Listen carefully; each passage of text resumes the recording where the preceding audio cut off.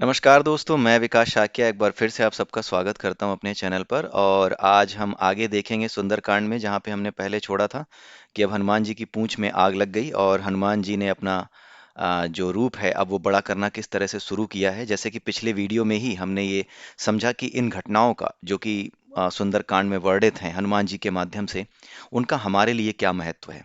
ठीक है। जैसे पिछले वीडियो में हमने देखा कि अगर कोई समस्या इतनी बड़ी हो कि आप उसका समाधान ना निकाल पा रहे हो और आप फंसते चले जा रहे हो, कहने का मतलब ये कि you might have open your tail, आपने अपनी टेल खुली छोड़ दी और किसी ने आपकी कमजोरी को या फिर आपकी किसी एक चीज को पकड़ लिया हो। ठीक है। और उसी पर वो चले चला जा रहा हो, तो आप ये कभी मत कीजिए कि उस कमी को छुपाने की कोशिश कीजिए, क्योंकि वो कमी है आपकी, आपने उस पर पहले कभी काम नहीं किया है, या फिर वो आपकी स्वाभाविक कमी है। जैसे हनुमान जी के लिए उनकी पूंछ थी, उनके लिए कोई कमी नहीं थी, लेकिन हाँ, उनकी पूंछ उनके हिसाब से, जो रावण था उनके हिसाब से, उन लोगों के हिसाब से उनकी जो पूंछ थी वो उनकी कमी थी। उनसे उनको बहुत ज़्यादा मोह था, बहुत प्रेम था। नॉर्मली हमारी जो कमी होती है, इसमें एक मैसेज ये भी है कि हमारी जो कमी होती है नॉर्मली ये वही चीज़ होती है जिससे हमें बहुत ज़्यादा मोह होता है। अक्सर फिल्मों में आपने देखा होगा कि अगर हीरो काबू में नहीं आता तो उसकी जो कमज़ोरी होती है, विलेन उसे पता करता है कि इसकी कमज़ोरी क्या है, इसकी टेल क्या है। ठीक है। तो उसकी टेल पता करने की कोशिश करता है। तो यहाँ पर भी यही मैसेज है कि जो आपकी कमज़ोरी है, हनुमान जी की तरह अगर कोई ये समझता है कि हनुमान जी ने, जैसे उनकी पूँछ दिख रही थी, तो अगर कोई ये समझता है कि जैसे हनुमान जी की पूँछ इनकी कमज़ोरी है, इससे इसको हनुमान जी को बड़ा मोह होगा, उसी तरीके से अगर कोई आपकी कमी कहीं पकड़ में आ जाती है और आप कहीं घिर जाते हैं, कहीं किसी समस्या में घिर जाते हैं, वो समस्या ऐसी नहीं कि आपको सड़क पे ही किसी ने घेर रखा हो। सांसारिक जीवन में, आपके राजनैतिक जीवन में, आपके कूटनीतिक जो स्तर पे जो आपको हर रोज चीज़ें करनी पड़ती हैं, कई बार उस स्तर पे भी आप फंस जाते हैं। ठीक है। आप सही होते हैं, सामने वाला गलत होता है, लेकिन उसके हाथ में कोई ऐसी चीज़ लग जाती है जिससे कि वो आपको परेशान कर सकता है। तो होता यह है कि इस कथा के माध्यम से, सुंदरकांड के माध्यम से यही समझने लायक है कि अगर कोई कमी आपकी पकड़ में आ जाती है तो घबराइए नहीं, आप उसको प्लान कीजिए, उस कमी को पूरा फैला दीजिए। कहिए कि हाँ ठीक है, ये कमी तो है ही, तुम इसे ले जाओ, इस पे पूरा काम करो, उसे पूरा कंसंट्रेशन उसी पे रखने दीजिए। आप अपनी योजना पर काम करते रहिए। ठीक है। और एक एग्जाम्पल से भी हमने समझा था पिछले वीडियो में, आप पिछला वीडियो फिर से देख लीजिएगा अगर आपको कहीं कोई डाउट हो तो आप उसे समझ लीजिएगा। उसके बाद अब क्या करना होता है, अब हनुमान जी क्या कर रहे हैं, उनकी कमी जो थी, जो समझ रहे थे दुश्मन की उनकी कमी क्या है, उनकी पूंछ है। अब उनकी पूंछ में आग लगा दी है। अब अगर उनकी पूंछ में आग लगा दी है तो अब वो क्या करेंगे, वही हम देखने जा रहे हैं। उन्होंने ये क्या क्या किया, देह विशाल परम हरुआई, मंदिर ते मंदिर चढ़ धाई। हनुमान जी ने अपनी देह को बहुत बड़ा कर लिया। यानी पूंछ तो उनकी कमजोरी उनको दिख रही थी, लेकिन उनके अंदर जो असली ताकत थी कि वो अपने आप को विशाल कर सकते थे। अपनी जिस योजना पे वो काम कर रहे थे, उस योजना के अनुसार अब उन्होंने अपने आप को फैलाना शुरू किया। ठीक इसी तरीके से आपको भी, यदि कोई शत्रु संकट में डाल दे और कोई पूंछ आपकी पकड़ में आ जाए उनके, तो पकड़े रहने दीजिए। आप दूसरे तरफ से आइए, आप अपनी दूसरी, आपके अंदर सिर्फ कमियां थोड़ी होंगी, वो तो एक कमी है जिस पे वो वार कर रहा है, लेकिन उसके अलावा आपके अंदर बहुत सी खूबियां होंगी ना। उन खूबियों पे, उन उन उनमें से किसी एक स्ट्रांग मजबूती पे काम कीजिए और उसके आधार पर आप अपने दुश्मन को चुनौती दीजिए।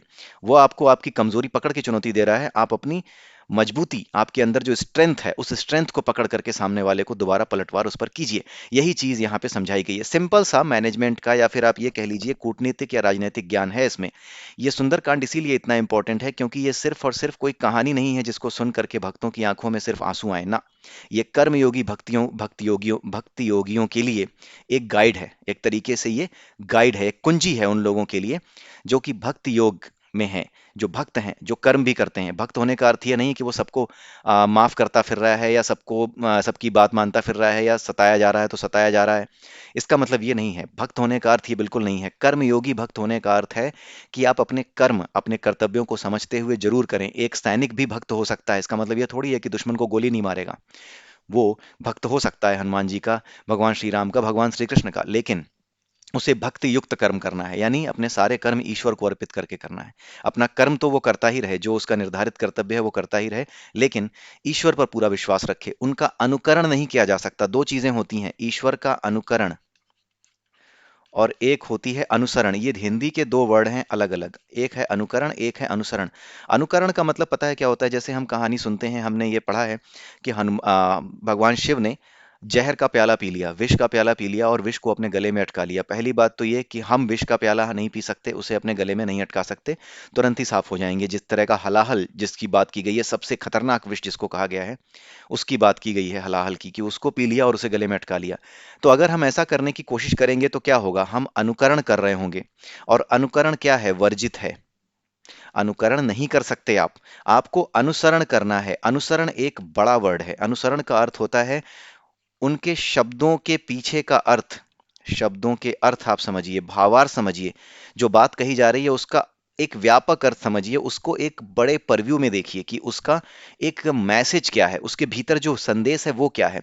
उस संदेश के अनुसार शिक्षा ग्रहण कीजिए और उस शिक्षा को ग्रहण करने के बाद अपने जीवन में उसे अप्लाई कीजिए। इसको कहते हैं अनुसरण करना। So there is a difference between अनुकरण एंड अनुसरण। तो अनुकरण एक अलग चीज है, अनुसरण एक अलग चीज है। तो अनुसरण आपको करना है, अनुकरण नहीं करना है। हनुमान जी अपनी देह बड़ी कर सकते थे, आप नहीं कर सकते। अनुकरण वर्जित है, इसीलिए साफ साफ कहा गया है कि अनुकरण नहीं करना है। आपको वेदों में, पुराणों में जो सामान्य मनुष्यों के लिए बातें कही जाती हैं, वो यही कही जाती हैं कि ये कहानियां इसीलिए बताई गई हैं, ये बातें, ये जो सारे उदाहरण दिए जाते हैं, ये जो सारी कहानियां बताई गई हैं, कुछ रियल लाइफ से प्रेरित हैं, कुछ कहानियां मेटाफरिक हैं। जैसे राम भगवान, श्री राम भगवान कृष्ण, ये जो महाभारत है, रामायण है, इन्हें क्या कहा जाता है, इतिहास कहा जाता है।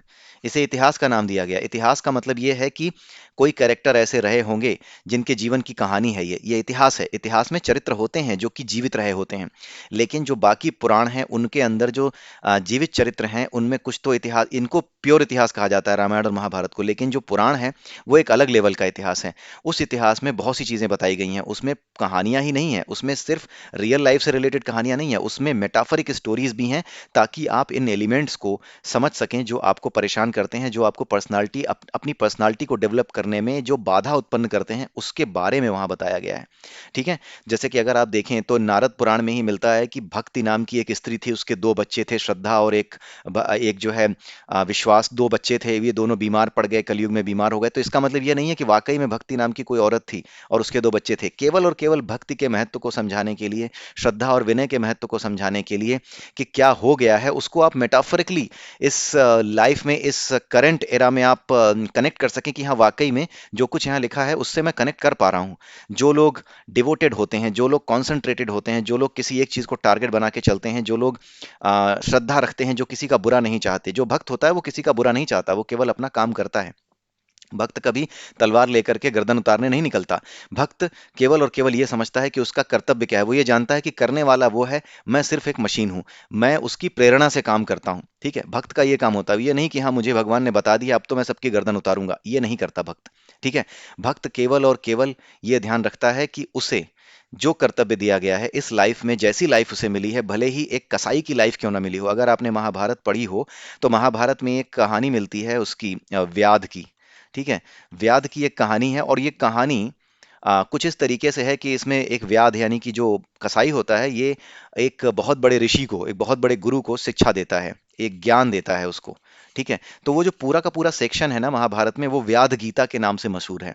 तो व्याध गीता में एक व्याध यानी एक कसाई, जो कि इसलिए कसाई है क्योंकि वो कसाईयों के घर पैदा हुआ।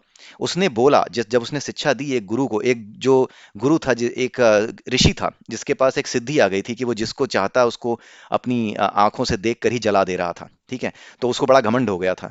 तो किसी ने उसको बोला कि जा करके तुम व्याध से मिलो, तब तुम्हें समझ में आएगा कि तुम्हारा ज्ञान किस स्तर का है। तुम्हारा ज्ञान कोई कुछ नहीं है, तुम्हारी सिद्धि कुछ नहीं है, तुम एक बेवकूफ इंसान हो जो ये सोच रहा है कि सिद्धि मिल गई तो बहुत बड़े ताकतवर हो गए हो।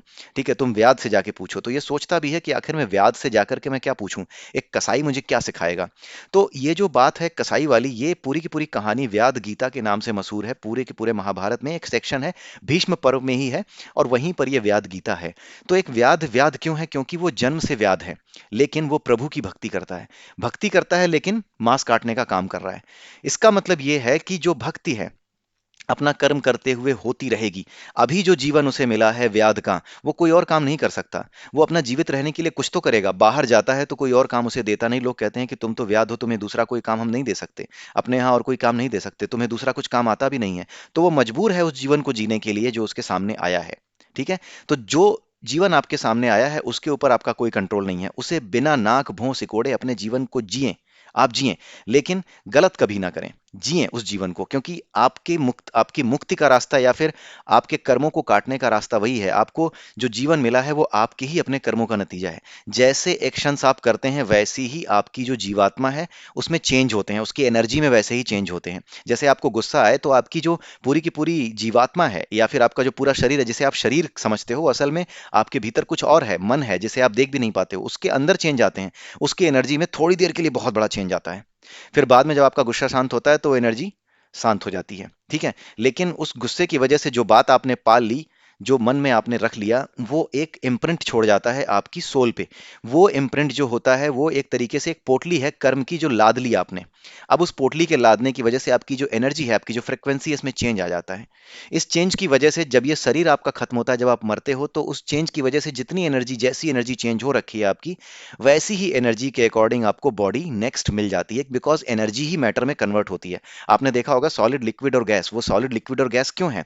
क्योंकि उनकी एनर्जी का लेवल अलग होता है। सॉलिड का एनर्जी लेवल अलग है, लिक्विड का अलग है, और उन तीनों के एनर्जी लेवल अलग ही होते हैं। उन तीनों के जो पीरियोडिक मोशन होते हैं एटम्स के, मॉलिक्यूल्स के, वो अलग होते हैं। एटम्स के जो पीरियोडिक मोशन है वो अलग लेवल के होते हैं। सॉलिड का बहुत कम लोकेशन में होता है, लिक्विड का थोड़ा ज्यादा बड़ा होता है एम्पलीट्यूड, और गैस का और भी ज़्यादा बड़ा होता है।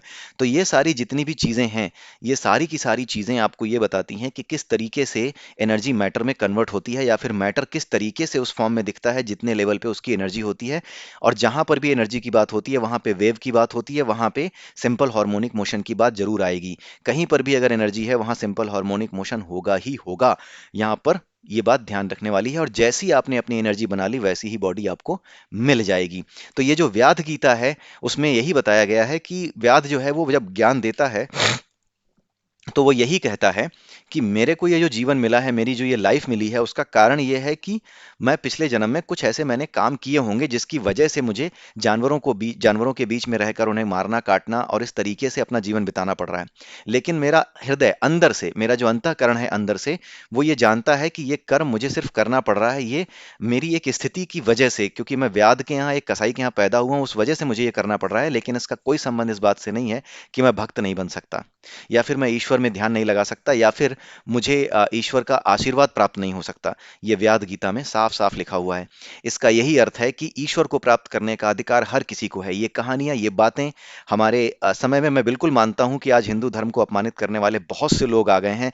कुछ वामपंथी हैं, कुछ लोग ऐसे हैं जिनका कि एक उद्देश्य है इस धर्म को नष्ट करने का, ताकि वो अपने धर्म को या अपनी विचारधारा को थोप सकें। लेकिन कहीं ना कहीं गलती हमारी भी रही है कि इन बातों को, जहां पर ऊंच नीच का भेदभाव जैसी बातें आई, तो जब ये बातें सामने आई तो इन बातों को कोई विद्वान आदमी या फिर जो इतना सामर्थ्यवान था कि इन बातों को सामने रख करके समाज को जागृत कर सके, उन्हें बता सके कि ईश्वर प्राप्ति का अधिकार केवल तुम्हारा नहीं है जो अपने आप को उच्च वर्ण का समझ रहा है, ये सभी का है। उच्च वर्ण आपके कर्म के आधार पे है, आपके जन्म के आधार पे नहीं है। इन बातों को जोर दे करके कहने वाला कोई सामने नहीं आया, और इसी वजह से आज के समय में जो हिंदू धर्म है, जो सनातन धर्म है, हिंदू तो कुछ है ही नहीं, जो कुछ है वो सनातन है।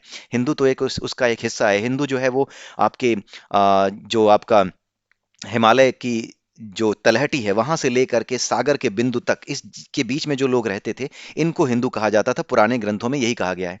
आजकल के जो विद्वान हैं वो कहते हैं कि जो सिंधु नदी के इस तरफ रहते थे उनको हिंदू कहा जाता था, उनको हिंदू कहा जाने लगा। ये बातें बकवास हैं, कोरी बकवास हैं। उनके हिसाब से जो स था, सिंधु का जो स था वो ह बन गया, इसी वजह से उसको सिंधु की जगह हिंदू कहने लगे। लेकिन ऐसा कुछ नहीं है। अगर सिंधु को हिंदू कहने लगे तो केवल सिंधु का स ही ह बना। मुसलमान का स ह क्यों नहीं बना, उसे मुसलमान क्यों नहीं कहते? इस्लाम का स ह क्यों नहीं बना, उसे इहलाम क्यों नहीं कहते? फारसी का जो स है उसे ह क्यों नहीं बनाया, उसे फारही क्यों नहीं कहते? ठीक है। तो ये बातें समझने वाली हैं कि ये जानबूझ करके की गई हैं। आप ये समझिए कि जो बातें हमें समझाई जा रही हैं हमारे ग्रंथों के हिसाब से, जो अगम ग्रंथ हैं हमारे, वहां पर आपको हिंदू का वर्णन मिलेगा कि हिंदू किन्हें कहा जाता है। तो हिमालय यानी हिम से लेकर के, हिम प्लस बिंदु, हिमदू, जो हिम यानी हिमालय की तलहटी, वहां के नीचे से लेकर के जो समुद्र पर्यंत जमीन है, यानी कि जो जहां से लंका की जमीन जाके लगती है, उस समुद्र तक की जमीन पर, जहां पे समुद्र का आखिरी बिंदु है, जहां पे भारत की भूमि का आखिरी बिंदु है, जहां पे समुद्र शुरू हो जाता है, उसके बाद सिर्फ समुद्र है, उसके बाद जमीन नहीं है, उस बिंदु तक की पूरी जो स्थिति है उसको हिंदू कहा जाता था। उस जगह पे रहने वाले लोगों को हिंदू कहा जाता था, ये उसकी परिभाषा थी। ये बहुत से अगम ग्रंथों में आया है। ठीक है, अगम ग्रंथों में आप देख सकते हैं। तो ये जो सिंधु की परिभाषा है, हिंदू की जो परिभाषा देते हैं, इससे बिल्कुल भी जो है ना लें, एक्सेप्ट ना करें। ये गलत है, ये गलत तरीके से बताई गई है। मक्कार जो इतिहासकार थे जिन्होंने मक्कारी के बारे में सोचा, उन्होंने मक्कारी की, पूरी मक्कारी की। लेकिन अब इतिहास सुधारा जा रहा है, उसकी कोई चिंता हमें नहीं है। वो धीरे धीरे हर शक्ति अपना काम करेगी और जितनी मक्कारियां हैं वो सब हम दफन कर देंगे। आने वाले समय में ये हो करके रहेगा।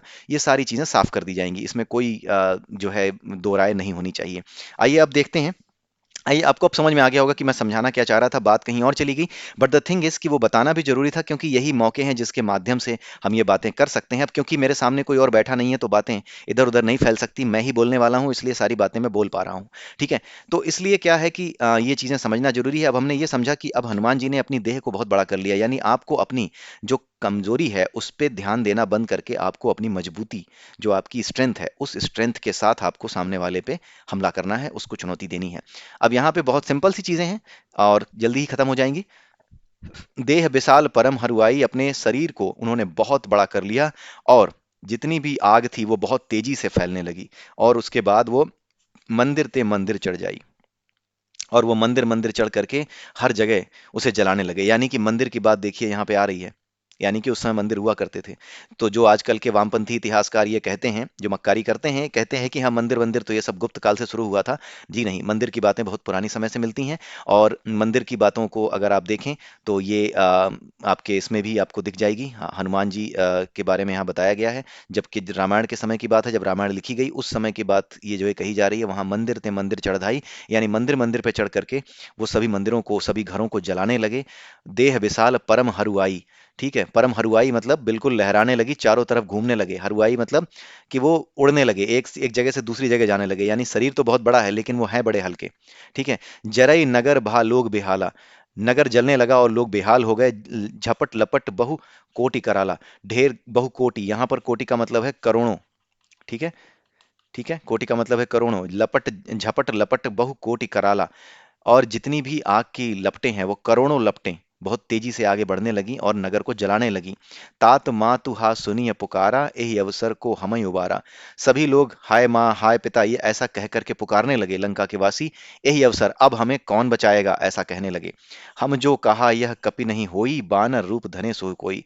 तब उनमें से बहुत से लोग ये कहने लगे कि इस वानर को हमने साधारण मनुष्य समझा, साधारण वानर समझा, लेकिन मैं तो पहले ही कह रहा था कि ये वानर का रूप धरे हुए कोई देवता है, इसीलिए ये इतना साहस के साथ बात कर रहा है। साधु अवज्ञा कर फलु ऐसा, जरई नगर अनाथ कर जैसा। एक संत की, यानी हनुमान जी को संत कहा जा रहा है, एक साधु की अवज्ञा यानी उसका अपमान करने का ऐसा फल मिला कि पूरा का पूरा नगर एक अनाथ की तरह जल रहा है। जारा नगर निमिष एक माही, एक अनाथ की तरह ये पूरा नगर जल रहा है और कोई भी इसे बचाने वाला नहीं है। एक विभीषण गृह नाही, यहाँ पे हनुमान जी ने सारे नगर को जला करके राख कर दिया, लेकिन केवल एक विभीषण के घर को नहीं जलाया।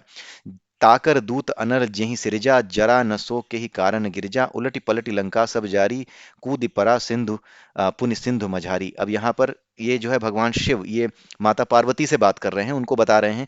ये लाइव टेलीकास्ट देख रहे हैं, जितने भी देवता हैं उनमें सभी के सभी जो महादेव हैं, जो सबसे सभी देवता देख रहे हैं, उनमें जो महादेव हैं वो भी ये लाइव टेलीकास्ट देख रहे हैं। उन्होंने कहा कि ताकर दूत अनल जहि सिरजा, हे हे पार्वती, जिसका जिसके स्वामी स्वयं वो हों जो कि अग्नि को उत्पन्न करने वाले हैं। अगर आपने उपनिषदों को पढ़ा हो, तैत्तरीय उपनिषद और दूसरे जितने भी उपनिषद हैं उनमें अगर आपने पढ़ा हो तो आपने वहां पढ़ा होगा कि जो पर ब्रह्म है यानी जो परमात्मा है उसी से अग्नि उत्पन्न हुई है। सबसे पहले उसने अग्नि को उत्पन्न किया। ठीक है, अग्नि तत्व उसी से उत्पन्न है। तो उन्हीं के भक्त हैं हनुमान जी। तो जो उनके भक्त हैं जिससे अग्नि उत्पन्न हुई है, वो अग्नि भला उसे कैसे जला सकती है। ठीक है, तो हनुमान जी इसलिए नहीं जले क्योंकि वो स्वयं अग्नि के जो उत्पत्ति करता है, यानी अग्नि को पैदा करने वाले हैं, जो परब्रह्म है, उन्हीं से वो अग्नि उत्पन्न हुई है, इसलिए वो अग्नि उन्हें नहीं जला सकती। ठीक है, यानी बात यह है कि अगर आप ईश्वर पर विश्वास रख करके अपनी कमजोरियों को किनारे रख करके सामने वाले दुश्मन से भिड़ जाते हैं, अपनी मजबूती को सामने रख करके, तो फिर आपको ये ध्यान देने की जरूरत नहीं है कि वो आपका क्या नुकसान करेगा, आपकी कमजोरी के अनुसार आपका क्या नुकसान कर जाएगा।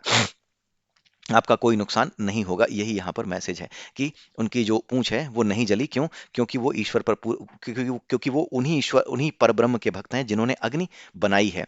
तो उन्हीं के भक्त होने के कारण वो अग्नि उन्हें नहीं जला सकती। अग्नि कुछ और नहीं है, अग्नि वो आफत है। जब आप युद्ध करते हैं तो चारों तरफ आफत ही आफत होती है। कोई भी बाढ़, कोई भी तीर, कोई भी चाल आप पर उल्टी पड़ सकती है। उसके बीच आप जिस तरह से लड़ते हैं, तो आपको पूरा विश्वास अगर है अपने ईश्वर पर और आप अपनी कमजोरियों को भूल करके अपनी मजबूती पे काम करना शुरू करते हैं, तो आपका कुछ नहीं बिगड़ेगा। यही इसका मैसेज है। उलटी पलटी लंका सब जारी, हनुमान जी ने सारी लंका उलट पलट करके जला दी। कूदी परास पुनि सिंधु मझारी, और उसके बाद अपने पूंछ की आग बुझाने के लिए वो समुद्र में कूद पड़े। ठीक है, अब यहाँ पर दोहा है, पूंछ बुझाई खोई श्रम धरी लघु रूप बहोरी, जनक सुता के आगे ठाड़ भयउ कर जोरी। उसके बाद हनुमान जी अपनी पूंछ से आग बुझा करके माता सीता के आगे हाथ जोड़ करके खड़े हो गए। अब देखते हैं क्या कहते हैं। माता सीता से वो कहते हैं, माँ तू मोहि दीजे कछु चीन्हा, हे माता आप भी मुझे कोई निशानी दीजिए ताकि मैं भगवान श्री राम को वो दिखा सकूं। जैसे रघुनायक मोहि दीना, जिस प्रकार से भगवान राम ने मुझे आपको दिखाने के लिए अंगूठी दी थी, उसी प्रकार से आप भी कोई निशानी दीजिए। चूड़ामणि उतारी तब दयऊ, हरस समेत पवन सुत लयऊ। तब माता सीता ने अपनी चूड़ामणि उतार करके उन्हें दी और हनुमान जी ने प्रसन्न होकर के उसे ले लिया। कहे तात असमोर प्रणामा, सब कर प्रभु पूरन कामा, दीन दयाल बिरुद संभारी, हरहु नाथ मम संकट भारी। अब यहाँ पे माता सीता जी एक अलग ही बात कहती हैं हनुमान जी से कि जाकर के भगवान श्री राम से ये कहना, उनको मेरी तरफ से प्रणाम कहना और उनसे जाकर ये कहना कि आप तो सभी प्रकार से पूर्ण काम है, यानी आपकी कोई इच्छा नहीं है। आप हर काम बिना इच्छा के करते हैं, आपको किसी कर्म फल की चिंता नहीं होती। आप दीनों के दयाल हैं, यानी आप दीन दुखियों पे दया करते हैं। ठीक है, आप दीनों और दुखियों पे दया करते हैं। बिरुद संभारी, बिरुद यानी जो विपत्ति में पड़ा हुआ है, जो उन्हें पुकार रहा है, ऐसा व्यक्ति जो विपत्ति में पड़ा हो और आपको पुकार रहा हो, आप उसको संभालते हैं, आप उसकी रक्षा करते हैं। उसी प्रकार तो मुझे भी वैसा ही समझिए, अपनी पत्नी ना समझिए, बिल्कुल ऐसा भक्त समझिए जो कि आपको संकट में पुकार रहा है। हरहु नाथ मम संकट भारी, इसलिए आकर के आप मेरे संकट को हर लीजिए। जब माता सीता को भगवान श्री राम छुड़ा ले जाते हैं, तो माता सीता से ये कहते हैं कि हे सीते, मैंने आपके लिए ये काम नहीं किया है। ये जो एक आपने सुना होगा नाम, एक विकास दिव्य कीर्ति नाम के एक महापुरुष हैं। बेसिकली मैं मानता हूँ बहुत इंटेलिजेंट आदमी है वो, आईएएस ऑफिसर रहे हैं और उन्होंने अपनी जॉब छोड़ करके बच्चों को पढ़ाना शुरू किया है। लेकिन बीच बीच में वो न जाने क्यों सब्जेक्ट से हट करके अपनी कुंठा, अपनी जो द्वेष की भावना है भारतीय कहानियों को लेकर के, भारतीय ग्रंथों को लेकर के, वो स्टूडेंट्स के बीच में फैलाने की कोशिश करते हैं, डालने की कोशिश करते हैं। और स्टूडेंट्स, क्योंकि वो स्टूडेंट्स उनके भक्त हैं, इसलिए वो उनकी बात को मान मान करके उस पर विश्वास भी करते हैं और वो उसी तरीके से दूषित होते चले जा रहे हैं। एक शिक्षक को अपनी मर्यादा का ध्यान रखना चाहिए कि वो शिक्षा जो दे रहा है वो किसी कभी भी द्वेष की शिक्षा या किसी का उपहास करने की शिक्षा ना दे। लेकिन विकास दिव्य कीर्ति शायद ये भूल गए हैं। मैं उनका बड़ा सम्मान करता हूं, उनको बहुत नॉलेज है, मैं मानता हूं, लेकिन ये चीज, इस चीज को लेकर के मैं हमेशा उनसे रुष्ट रहता हूं। ये चीज मुझे सही नहीं लगती। माना कि आप भगवान राम को नहीं मानते, मुझे कोई दिक्कत नहीं है, आप मत मानिए। माना कि आप भगवान राम को या भगवान कृष्ण को या किसी को भी, उनको एक उनकी जो घटनाएं हैं उनको नहीं समझ पा रहे हैं या उनको एक मजाक की चीज समझते हैं, आप समझिए, मुझे कोई दिक्कत नहीं है। कोई दिक्कत नहीं है, क्योंकि मैं सनातनी हूं, मैं हिंदू हूं, कुछ नहीं करने वाला, कुछ नहीं कहने वाला, कोई हिंदू कुछ नहीं कहने वाला। लेकिन आप एक शिक्षक की मर्यादा का ध्यान तो रखें। तो ये चीज विकास दिव्य कीर्ति जी ध्यान नहीं रखते। थोड़ी सी एक चीज है जो कि मैं यहाँ बताना चाहूंगा। विकास दिव्य कीर्ति जी एक बात कहते हैं कि भगवान श्री राम माता सीता से ये कहते हैं कि मैंने तुम्हारे लिए ये सब नहीं किया है। वो इस बात को कहीं और ले जाते हैं। विकास दिव्य कीर्ति इस बात को कहीं और ले जाते हैं। वो इस तरफ ले जाते हैं कि एक पुरुष का अहंकार सामने आ गया कि तुम तो पत्नी हो, तुम्हारे लिए थोड़ी किया है, मेरे परिवार की मर्यादा थी उसके लिए किया है। यानी मेरी परिवार की मर्यादा ज्यादा बड़ी थी तुमसे, तो स्त्री हो तुम, तुम्हारा कोई मान सम्मान मेरे नजर में नहीं है। इस तरीके से विकास दिव्य कीर्ति भगवान श्री राम को अपमानित करने का प्रयास करते हैं। आप इसके पीछे के भाव को समझते ही नहीं। जब आप समझते नहीं हैं तो आप बोला मत करिए, या तो आप गलत चीजें मत पढ़ाइए ना। गलत पढ़ाने से बेहतर है कि आप ना पढ़ाएं। ये मेरा अनुरोध है, अगर आपके पास कहीं से भी मेरी ये वीडियो पहुंच रही है तो आप बिल्कुल मेरी बात पर जरा ध्यान दीजिएगा। यहाँ पर आप जरा देखिए, यहाँ पर जो बात कही जा रही है, यहाँ माता सीता खुद कह रही हैं कि मैं आपकी पत्नी ना सही, आप बिना किसी इच्छा के कोई काम करते हैं। यहाँ पे माता सीता स्वयं कह रही हैं कि आप बिना किसी इच्छा के कोई काम करते हैं, आपको किसी चीज की इच्छा नहीं है, आपको किसी से मोह नहीं है। आप जानते हैं कि किसी से मोह रखने का कोई अर्थ नहीं है, मोह माया कुछ नहीं है आपके लिए। आप लेकिन फिर भी उनकी रक्षा अवश्य करते हैं जो आपको पुकारते हैं, संकट में जो आपको पुकारते हैं उनकी रक्षा करते हैं। तो मुझे भी ऐसा ही एक समझिए जो कि संकट में फंसी हुई है, मेरी रक्षा करने आई है। यही बात हनुमान जी से माता सीता ने कही है कि आप जाकर बता दीजिएगा। तो जब भगवान श्री राम माता सीता को छुड़ाते हैं तो वो यही कहते हैं कि मैंने तुम्हारे लिए नहीं किया है, वो अपने चरित्र को बता रहे होते हैं कि मैं तुम्हारे लिए नहीं, कोई भी होता जो मुझे पुकारता मैं उसके लिए करता, क्योंकि ये रघुकुल की मर्यादा है और रघुकुल में मैं पैदा हुआ हूं और रघुकुल को मैंने चुना है, रघुकुल को पैदा होने के लिए उन्होंने चुना है। वो रघुकुल में पैदा हुए, इससे रघुकुल बड़ा नहीं हुआ। रघुकुल तब बड़ा हुआ जब राम उसमें पैदा हुए। बात सही है ना? तो रघुकुल तब बड़ा हुआ जब राम उसमें पैदा हुए, तो राम ने रघुकुल को चुना है, यानी रघुकुल में कुछ तो ऐसी बात होगी जो अपनी मर्यादाओं और निष्काम कर्म के लिए प्रसिद्ध होगा।